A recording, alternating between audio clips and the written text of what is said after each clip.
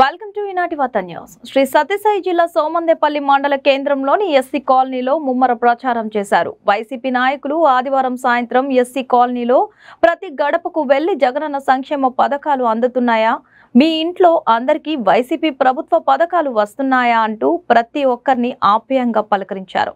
YCP నాయకులు రమాకాంత్ రెడ్డి ఉదయం నుండి ప్రతి ఇల్లు తిరుగుతూ పెనుగొండ నియోజకవర్గ వైఎస్ఆర్సీపీ అభ్యర్థిని ఉషశ్రీని అధిక మెజారిటీతో గెలిపించాలని, జగనన్నను మళ్లీ సీఎం చేసుకుందామని ఓటు అభ్యర్థించారు.